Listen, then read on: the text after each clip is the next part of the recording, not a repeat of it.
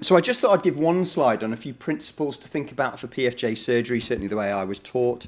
It's worth thinking about restoring or trying to normalise relevant anatomy, addressing causative factors for instability, which Caroline's neatly discussed, where, of course, benefits outweigh risks, and avoid over-constraint or over-correction, because that leads to pain and risk of future OA.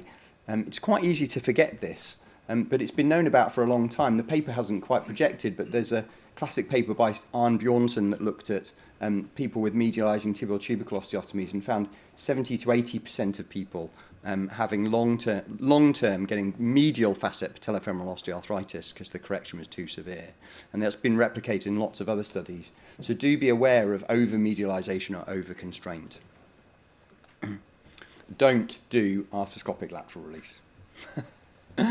Not to want to hammer that point too much. I'm going to talk through techniques specifically and what I do.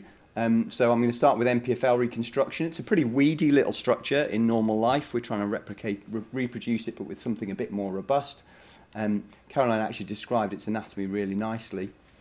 Graft choice, for me, I use a gracilis tendon. There are lots of ways you can do it. Essentially, you need a robust piece of tissue, but a gracilis is robust enough and is low morbidity. I use allograft for people with Ehlers-Danlos or people in the revision settings. I'm not personally a believer in synthetics there. I don't think the long-term data is there yet, but I know there are people using that. Personally, for patella fixation, I have a cheap option, which is to make an oblique tunnel with just a 3.2 millimeter drill on the patella, so the risk of fracture is very low. You get a nice bone bridge of about 1.5 centimeters or even 2 centimeters, and avoids a transverse fixation, and then you can just pass a suture backwards through it, which gives you a loop to pass the tendon. And if you whip your tendon tight, it passes through really nicely. So it's a very straightforward technique. The real key here is about your MPFL femoral attachment. Now, how you attach it on the patella probably doesn't matter too much. Where you put it on the femur matters a lot. So you do want to learn to be precise about this. It's between the medial epicondyle and the adductor tubercle. You can do it by feel or you can do it by X-ray. I started off there's the MPFL attachment. I started off my clinical practice doing it by feel, and I got it bang on about 80% of the time and pretty off about 20% of the time. And after a few embarrassing cases, I just thought, let's switch to X-ray. And now I get it right, which is nice. And I have an X-ray on the system that shows I've got it right. So Schottle's point is the point you go for. Adds about 5 minutes to the operation. Then do an isometry check. Some people with a big anterior boss, even when you've put the tunnel in the bang-on position on X-ray, you find that it's not quite isometric, so occasionally you have to adjust it a bit. Most of the time, if you use Schottle's point, it's going to be isometric. You also get to check your tendon lengths to make sure you've got that right. I then fix it with a 7 by 25 millimeter interference screw, 45 to 60 degrees of flexion.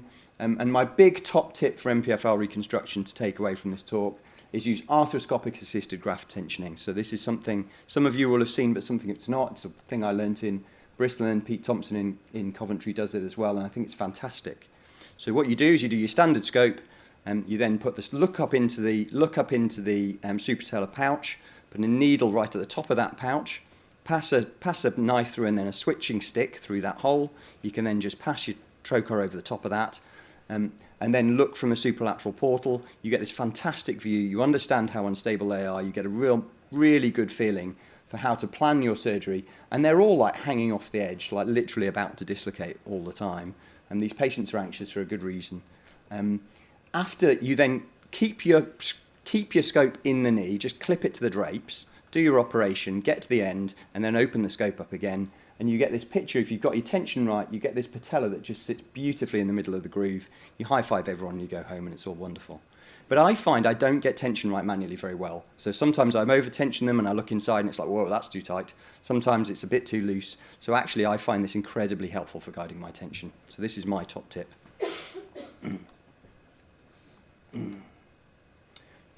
Now, do you do this in separate or in combination? So as I've gone through my practice, I've just become increasingly sensitive about looking at patella alta.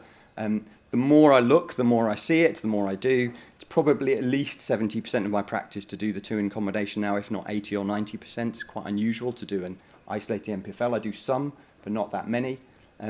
As with much of the literature here, it's all case series data, but the case series data is good for combination procedures. and as I'll come to, I fix the osteotomy much the same way as James just described. How do I do a TTO? Well, I think it's really critical. This is about planning. This operation is much more about planning. The delivery is straightforward, but the planning has to be meticulous. For me, it's about getting that. I plan on an X-ray because the risk with an MR is that the knee has quite variable flexion angle, so you can look at your overlap ratios, but it changes with flexion angle. I found that very hard to work out how to do, so now I take a lateral X-ray and I map out my Caton de Champs ratio and I aim for a Caton de Champs ratio of 1. It's got its weaknesses, but at least it's fairly reproducible. I then do a slightly lateral incision. I always do the arthroscopic superlateral portal to start, just to confirm my plan. Slight lateral incision. I then go down the lateral side of the tibia, dissecting off the tib ants and then just under the patella tendon.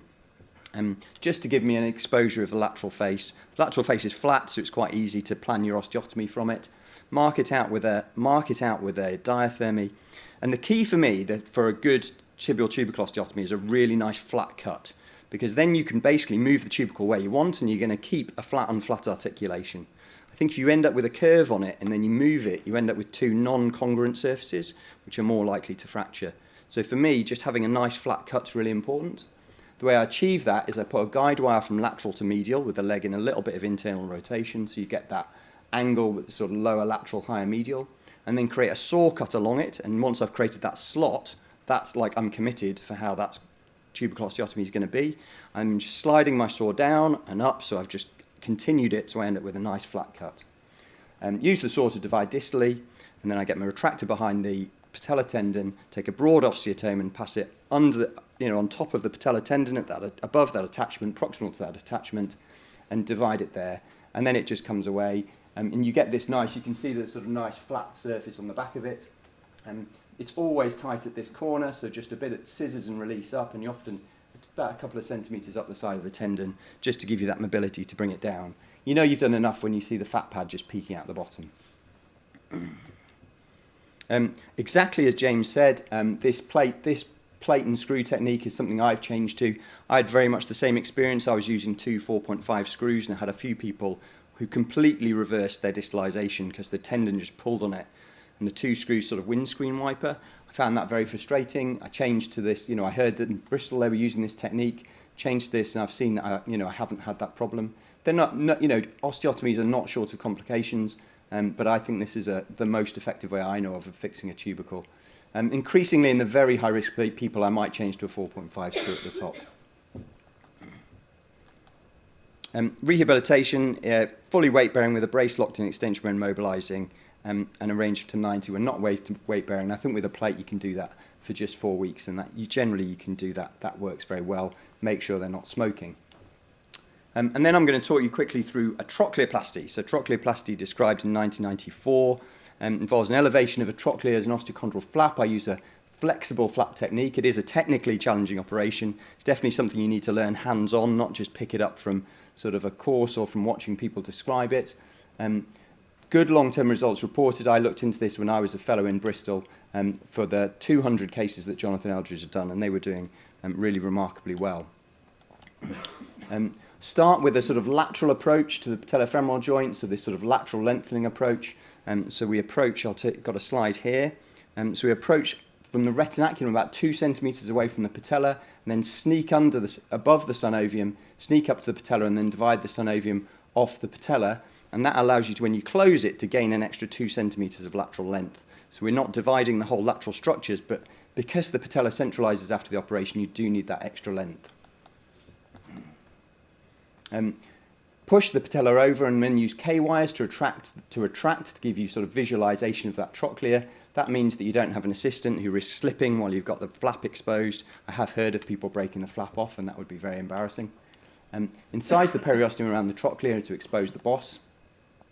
Then use sharp curved osteotomes to work your way under that flap, trying to aim for a thin, flexible flap. It is a sort of art to get the right depth, and then change to a straight osteotome at the bottom, because that gives you better depth perception, and the depth perception here is the real challenge. You're sort of working around this curved surface.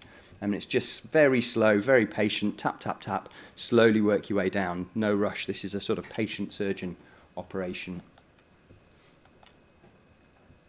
And we're aiming for a point just proximal to the roof of the notch. That allows you to lift that flexible flap. Different morphologies you can adjust, but typically you're needing to get quite a long way around to the notch actually to do this effectively. Then removing the central bone in the boss, but keeping the sides high. So it's quite tempting to use something like a burr to do this. The risk of the burr is that you just take off the lateral edge and then you sort of lose height all round and then you can't get an actual groove shape. So you do want your lateral height, particularly in these patients with quite abnormal shapes.